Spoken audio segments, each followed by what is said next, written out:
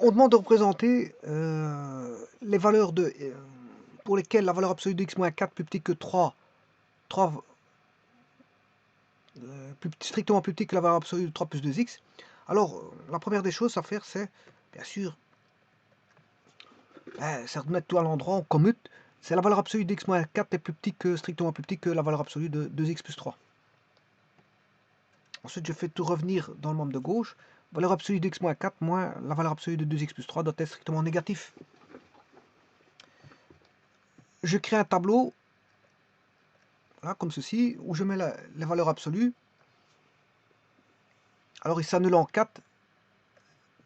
X moins 4 est positif au-delà de 4, donc je garde x moins 4. Et en dessous de 4, c'est l'opposé de moins x moins 4. Parce que la valeur absolue de x moins 4, c'est x moins 4 si x moins 4 plus grand ou égal à 0, c'est-à-dire x plus grand ou égal à 4. Et c'est l'opposé si x est strictement plus petit que 4, c'est-à-dire x moins 4 est strictement négatif. Voilà, je mets ça dans un tableau. Je fais la même chose pour 2x plus 3. 2x plus 3, il s'annule en moins 3 demi. La valeur absolue de 2x plus 3 vaut 2x plus 3 si x est plus grand ou égal à moins 3 demi. Et elle sera opposée si x est strictement plus petit que moins 3 demi. Ensuite, je fais les calculs, je fais la différence parce qu'on demande f moins g. F moins g, voilà. Je fais la différence entre les deux et je trouve 3 zones. Alors ici, moins 3 demi, je remplace dans x moins 4, ça fait ce qui fait 11 demi, parce que moins 3 demi, moins 4, c'est moins 3 demi, moins 8 demi, moins 8 demi, moins 3 demi, c'est moins 11 demi. Je prends la valeur absolue, c'est 11 demi. Alors pour 4, ça fait x, 4 moins 4, ça fait 0. Valeur absolue de 0, ça fait 0. Ensuite, pour moins 3 demi, je remplace dans la deuxième équation. Moins 3 demi fois 2, c'est qui fait moins 3. Moins 3 plus 3, ça fait 0. Valeur absolue de 0, c'est 0. Je fais la différence. 11 demi moins 0, c'est 11 demi. Et puis pour 4, là, je remplace dans 4 fois 2, 8 plus 3, ça fait 11. Valeur absolue de 11, ça fait 11. Je fais 0 moins 11, et ça fait moins 11. Donc on a 11 demi. Voilà, ici on a 11 demi moins 11. Et bien sûr, entre eux, on a la droite x plus 7 si vous faites la différence. Moins x moins 2x, ça fait moins x plus 2x. 2x moins x, ça fait x. Moins 4, ça fait 4. Moins 3, moins 4, 4 moins 3, 4 plus 3. Parce que c'est moins 3. C'est moins 4, moins 3. Ça fait 4 plus 3. 4 plus 3, ça fait 7. Alors ici, on a moins x.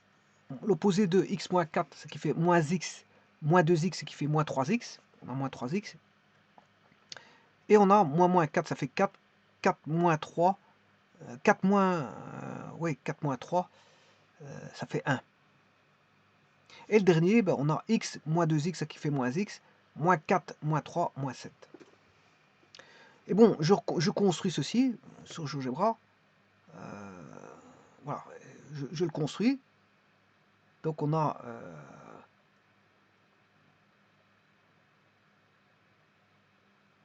si x est strictement plus petit que moins 3 demi, on a la droite x plus 7. Alors on a un point moins 3 demi, 11 demi qui est ici. Le point 4, 11, c'est la séparation. 4 moins 11, c'est la séparation là-bas. Bon, je vais retirer ça dans le tableau. 4, moins 11, moins 3 demi, moins et 11 demi. Bon, tout ça, je les place dans le graphique. Voilà. Ensuite, je trace celui qui est entre ces points-là. C'est la droite, moins 3x plus 1. Et le dernier, c'est moins x moins 7 quand x est plus grand que 4. Alors, on a les intersections, bien sûr, en E et en F. Les intersections sont en... il suffit de résoudre celui-ci. X plus 7 égale 0. Ça fait x égale moins 7. Donc, le point E, c'est x égale moins 7. Le point E, c'est moins 7, 0. Et le point F, c'est la seconde droite qui est moins 3x plus 1. Moins 3x plus 1 égale 0. Donc, moins 3x égale moins 1. X égale 1 tiers. 1 tiers. Donc, je mets le point F qui est, voilà, 0,33, c'est un tiers. Donc, j'ai les intersections des deux courbes. J'ai tout ce qu'il faut ici. Et donc, ça, c'est la soustraction des deux courbes. Alors maintenant, je dois me poser la question, quand est-ce que c'est strictement négatif? Voilà, quand est-ce que c'est strictement négatif? Cette courbe est strictement négative. Mais c'est quand on est en dessous de moins 7.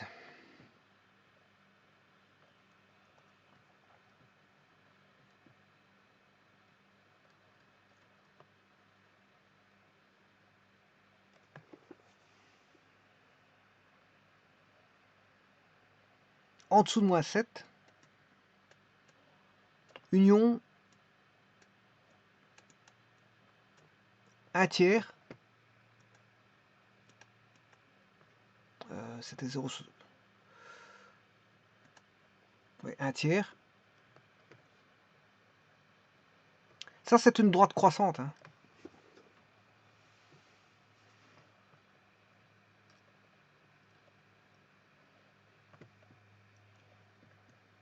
Donc, bon, je vais faire ça ailleurs parce que c'est vrai que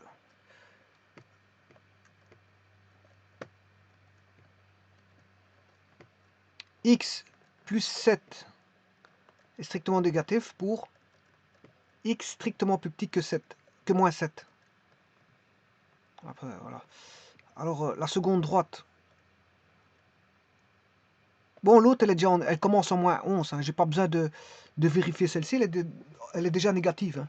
On débute en moins 11. Elle a un coefficient angulaire négatif. Donc, j'ai pas besoin de calculer pour ça. Par contre, je dois calculer pour moins 3x plus 1. Moins 3x plus 1 est strictement négatif pour x moins 3x plus petit que moins 1, 3x plus grand que 1, x plus grand que 1 tiers. Donc, ça doit être plus petit que moins 7 et plus grand que 1 tiers. Ça, ce sont les solutions.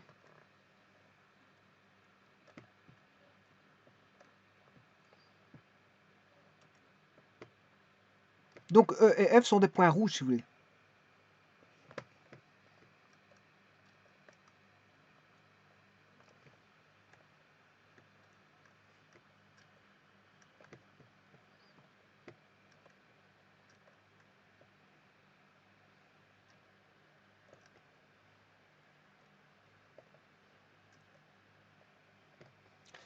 Donc, les solutions, si x est plus petit que moins 7, alors je vais mettre sur l'axe des x les solutions. Voilà. Et si x est plus grand que 1 tiers, alors maintenant je vais changer de couleur bien sûr, pour prendre les solutions, les x, couleur je vais mettre en bleu, et celui-ci je vais mettre en bleu. Voilà, et ça c'est les solutions, quand on fait la différence. Alors maintenant je peux prendre un point quelconque,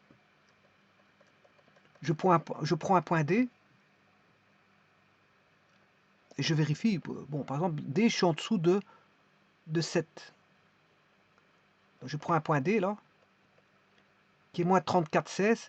Vous voyez que je fais un calcul, hein, moins 34,16 moins 4, ça fait 38,16. C'est x moins 4 ça. Ça c'est le x moins 4, c'est là.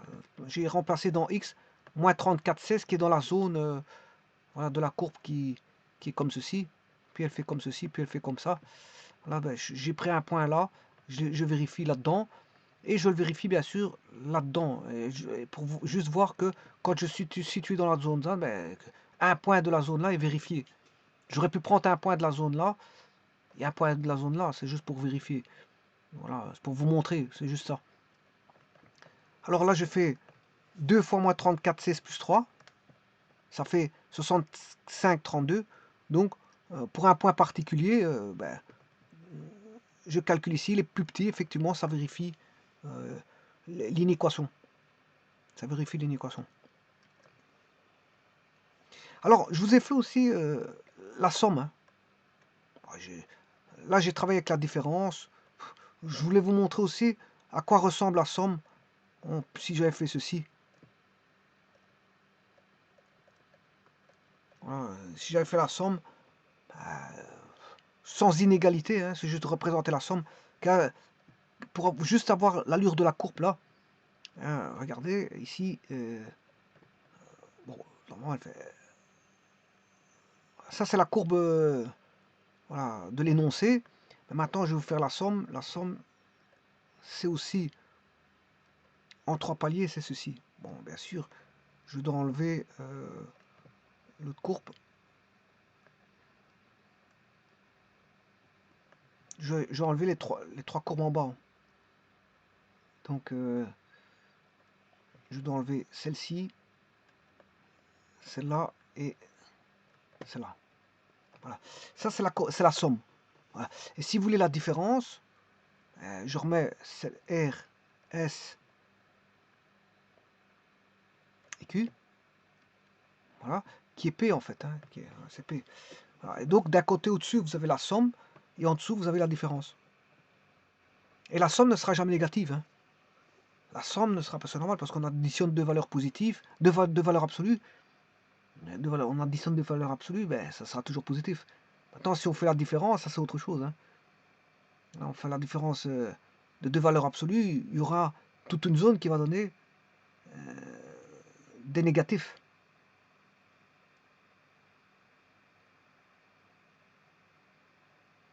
Alors pourquoi? Pourquoi toute une grande zone? Tout simplement parce qu'ici, coefficient angulaire de celui-ci, on fait un terme moins un terme. Une valeur absolue, c'est positif. Une valeur absolue, c'est positif. Mais regardez le coefficient angulaire ici, hein, c'est 2x. Et là, c'est x. C'est surtout ça. Donc, on comprend que quelque part, on aura affaire à celui-ci qui est plus grand dans une certaine zone que le x-4. Le 2x plus 3 sera plus grand que le... Mais pas tout le temps. Pas tout le temps. Il y aura une zone comprise entre E et F où ce ne sera pas vrai. On a une zone comprise entre E et F où là, c'est pas vrai. On atteint un maximum hein, là. Le maximum est en A. On atteint un maximum en A. Alors je vous ferai remarquer que le point A, comme par hasard, c'est le minimum, le maximum des deux courbes soustraites est égal au minimum des deux courbes additionnées. C'est le point A. Le maximum des deux courbes soustraites, c'est le minimum des deux courbes additionnées. Et en plus de ça, la cassure, elle se fait en A, au maximum pour l'un et au minimum pour l'autre. Et il y a une deuxième cassure qui se fait au même endroit, CB. Si je relis CB étant au même point, si je prends le point C, c'est 4 en X, et le point B, c'est 4. CB sont en 4. Donc si je trace une droite X égale 4, oui, CB, il se casse au même endroit. Il se casse au même endroit. Et ils se cassent tous les deux en A. Et alors en A, c'est en moins 3 demi.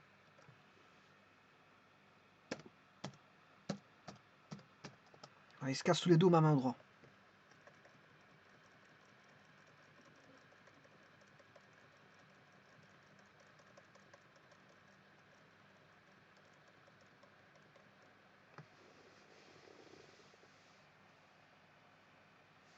Je vous remercie.